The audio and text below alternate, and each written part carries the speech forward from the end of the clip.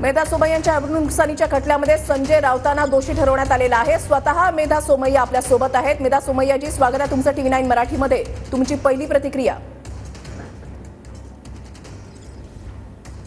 Hello, नमस्कार। नमस्कार। Hello Medhaji, राऊतांना दोषी ठरवण्यात आलेला आहे। 15 दिवसांची कैद, 25,000चा दंड ठोठावण्यात आलेला आहे। तुम्ही अब्रू नुकसानीचा दावा त्यांच्यावर ठोठावलेला होता। तुमची पहिली प्रतिक्रिया। माझा न्याय व्यवस्थेवरती विश्वास आहे आणि तो अजूनही दृढ झालेला आहे। आपली न्याय व्यवस्था रामशास्त्री प्रभूंच्या निस्पृहतेची परंपरा आजही पाळत आहे।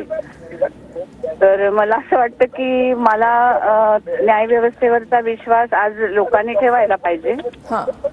आणि मला असं वाटतं की एक आई म्हणून आणि एक कुटुंबातील सदस्य म्हणून जर का कोणी माझ्या परिवारावर, माझ्या मुलांवर, माझ्या संस्थेवर कोणीतरी बेताल वक्तव्य करत असतील तर आम्ही अजिबात सहन करणार नाही। एक शिक्षिका म्हणून आणि एक समाजसेविका म्हणून जे प्रबोधन आम्ही समाजाचं करत असतो त्याचा दाखला आज मला असं वाटतं समाजासमोर मांडण्याचा मी प्रयत्न केलेला आहे। मेधा सोमय्याजी, सध्याची माहिती आमच्यापर्यंत पोहोचली आहे त्यानुसार मध्ये संजय राऊतांच्या जामिनाची प्रक्रिया जी आहे ती सध्या कोर्टामध्ये सुरू आहे। जर त्यांना जामीन मिळाला तर तुमचं पुढचं पाऊल कसं असेल?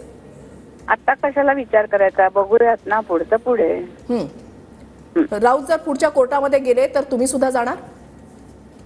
बघूया ना, आता काय आहे त्याचं। आता तर आपण जे आता आज कोर्टाचे ऑर्डर मिळू दे, हातात मिळू दे, मग बघू काय करता येईल ते। मेधा सोमय्याजी, 2 वर्षांपूर्वीचं हे प्रकरण होतं। 2 वर्षांपूर्वी राऊतांनी तुमच्यावर आरोप केलेले होते। तुम्ही सुद्धा अब्रू नुकसानीचा दावा जो आहे तो ठोठावलेला होता। 2 वर्ष हा थोडा मोठा कालावधी नाही का वाटत तुम्हाला? कोर्टाला जे आवश्यक असतं त्याप्रमाणे कोर्ट करतं। तर कालावधी लागण्यापेक्षा त्याच्यावरती काय निकाल आला आहे ते मला जास्त महत्त्वाचं वाटतं। मेधाजी, आणखीनही आता असं विरोधकांकडून म्हटलं जात आहे, एकतर निवडणुका तोंडावर आहेत आणि त्याच्यामध्ये राऊतांच्या अडचणी वाढवण्यासाठी हे सर्व काही केलं गेलेलं आहे। तर तुमचं याच्यावर काय म्हणणं आहे? मी काही राजकीय वक्तव्य देऊ शकत नाही मॅडम, आणि माझा तो अधिकारही नाही। तेव्हा तुम्ही माझ्या बाबतीमध्ये बोललात तर मी समाधानी आहे आणि समाजापुढे एक आदर्श ठेवण्याचा प्रयत्न केलेला आहे। त्याच्यासाठी मला ज्या लोकांनी मदत केली, उदाहरणार्थ माझे ॲडव्होकेट गुप्ता, कन्नन सर आणि माझे कुटुंबीय आणि सगळा समाज, यांची मी ऋणी राहीन। धन्यवाद। नक्कीच, धन्यवाद।